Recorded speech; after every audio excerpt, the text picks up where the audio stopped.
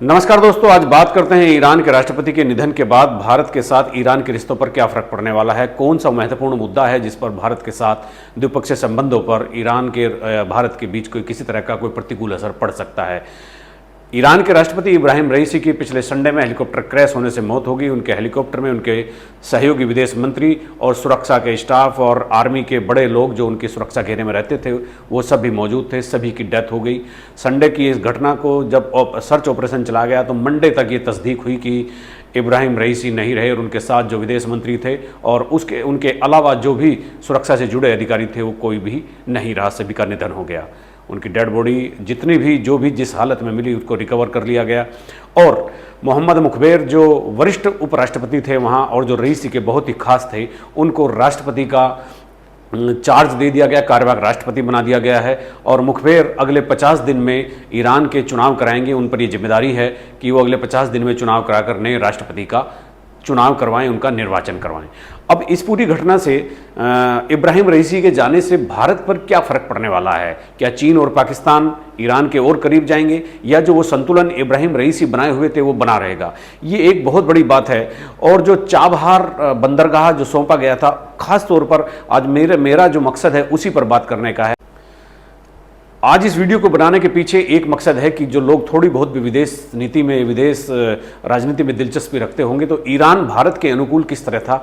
और जो चाबहार बंदरगाह है जो 2003 में जो एक बातचीत शुरू हुई थी वो 2024 में यानी 21 साल बाद वो उसकी जो परवान चढ़ी और चाबहार बंदरगाह को दीर्घकालीन योजना के तहत भारत को सौंप दिया गया। तो ये एक बड़ी उपलब्धि थी। क्या इस पर फर्क पड़ने वाला है? तो ये एक बड़ी बात होगी और ये सोचने समझने की बात होगी। और जो फॉरेन डिप्लोमेसी है वो क्या कहती है और क्या अब जो इब्राहिम रईसी थे जो प्रो इंडिया थे तो क्या अब चाइना और पाकिस्तान का दखल ईरान में बढ़ जाएगा। ये एक बहुत ही गंभीर तरह के प्रश्न यहाँ पर पैदा हो रहे हैं और इन्हीं पर आज बात कर रहे हैं। अब मैं केवल चूंकि विदेश का विषय, विदेश नीति का विषय, विदेश राजनीति का विषय बहुत व्यापक होता है, मैं आज अपनी इस वीडियो में केवल चाबहार बंदरगाह को सौंपने वाली घटना की बात करूंगा चूंकि वो सबसे महत्वपूर्ण है और वो अफगानिस्तान और मध्य एशियाई देशों में भारत का रास्ता बनाने के लिए एक महत्वपूर्ण मुद्दा था।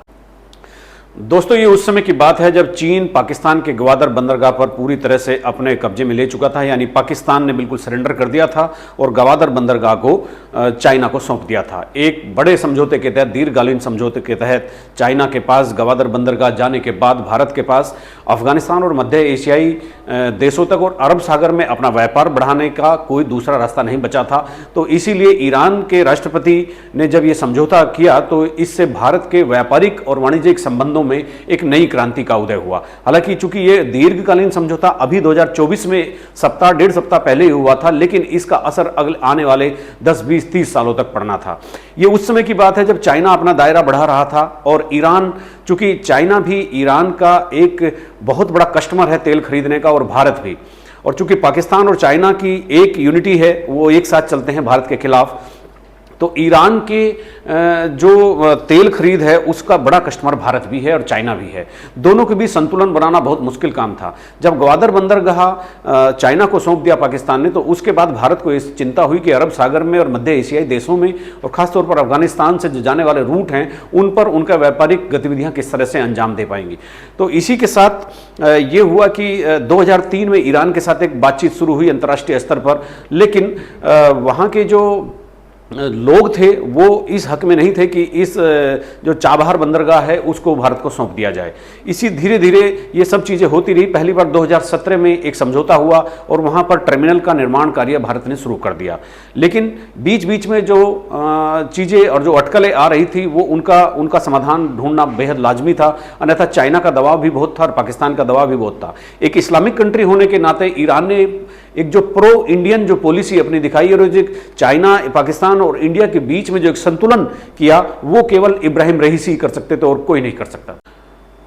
ईरान की सत्ता और विदेश नीति के सर्वोच्च नेता अली खामनेई पिछले 20 साल से इस अनिश्चय में थे, अनिर्णय की स्थिति में थे कि भारत को ये जो चाबहार बंदरगाह है ये सौंपा जाए कि नहीं। लेकिन इब्राहिम रईसी जो राष्ट्रपति बने तो वो भी अली खामनी के बहुत ही वफादार और बहुत घनिष्ठ नेताओं में गिने जाते थे, तभी वो राष्ट्रपति भी बन पाए। तो राष्ट्रपति बनने के बाद उनका अपना व्यक्तिगत वजूद था कि उन्होंने अली खामनेई को भरोसे में लेकर ये निर्णय लिया, जिस पर निर्णय की स्थिति पिछले 20 साल से बनी हुई थी। पिछले सप्ताह इस दीर्घकालीन समझौते पर हस्ताक्षर होने के बाद भारत में जो मध्य एशियाई देश हैं वहां तक, अरब सागर तक पूरा एक व्यापार करने का एक रास्ता खुल गया था। अली खामनेई भी संतुष्ट थे कि ठीक है, अगर इब्राहिम रईसी ये कर रहे हैं तो उनकी जिम्मेदारी है वो चाइना, पाकिस्तान और इंडिया के बीच में एक संतुलन बनाकर रखे। तो ये सारी चीजें चलती रही और बहुत जल्द ही, एक हफ्ते के बाद ही, दीर्घकालीन समझौते के मात्र एक हफ्ते बाद इब्राहिम रईसी की डेथ हो गई। और उस डेथ के बाद अब ये माना जा रहा है कि अंतर्राष्ट्रीय स्तर पर चाइना और पाकिस्तान ने ईरान पर दबाव बनाना शुरू कर दिया है कि ये जो समझौता है, जो चाबहार बंदरगाह को सौंपने वाला है, इसको निरस्त किया जाए। फिलहाल जो वरिष्ठ उपराष्ट्रपति थे मोहम्मद मुखबिर, उनको देश की कमान दे दी गई। कार्यवाहक राष्ट्रपति बनाकर उनको कहा है कि आप 50 दिन के भीतर राष्ट्रपति का चुनाव करवाइए और नए राष्ट्रपति की चयन प्रक्रिया पारदर्शी और निष्पक्षता के साथ पूरी कीजिए। इब्राहिम रईसी खुद को पैगंबर मोहम्मद साहब का वंशज बताते थे और तमाम काम काज के जरिए, अपनी गतिविधियों के जरिए, अपनी क्षमताओं के जरिए वो इस पद तक पहुंचे। 2017 में वो अपने विरोधी से राष्ट्रपति का चुनाव हार गए, लेकिन कोविड के दौरान जब उन्होंने कमान संभाली देश की और 63% मत लेकर के वो देश के राष्ट्रपति बने। और उनकी ये पैगंबर मोहम्मद साहब का वंशज बताते थे और उन्होंने तमाम पदों पर काम किया, तमाम रिवोल्यूशनरी एक्टिविटीज में भाग लिया और उसके बाद वो जो है सत्ता के शीर्ष पद तक पहुंचने के लिए उन्होंने एक लंबा संघर्ष किया। और 2017 में अपने विरोधी से चुनाव हारने के बाद जब कोविड के दौरान वहां पर राष्ट्रपति का चुनाव हुआ तो वो 63% वोट लेकर के देश के राष्ट्रपति बने और उन्होंने देश की आर्थिकी को मजबूत करने के लिए भारत और चाइना और पाकिस्तान के बीच में एक संतुलन बनाकर बहुत ही एक दीर्घकालीन योजनाओं पर काम किया। और जिसमें ये चाबहार बंदरगाह भी एक बहुत महत्वपूर्ण योजना थी, जिसका अब हमें थोड़ा सा एक आशंका इस बात की हो रही है कि इब्राहिम रईसी नहीं रहे तो अल खामनेई किस तरह से इस चीज को संरक्षण देंगे। और जो मोहम्मद मुखबिर हैं, जो उपराष्ट्रपति बनाए गए हैं, जो जिनके ऊपर चुनाव कराने का जिम्मा है राष्ट्रपति का, उनकी भूमिका आने वाले दिनों में क्या होने वाली है और अंतर्राष्ट्रीय स्तर पर ईरान की इस घटना का क्या असर पड़ने वाला है, ये समय ही बताएगा। लेकिन फिलहाल अंतर्राष्ट्रीय समुदाय इस घटना से स्तब्ध है कि ईरान के राष्ट्रपति की हेलीकॉप्टर क्रैश होने से डेथ हो गई है।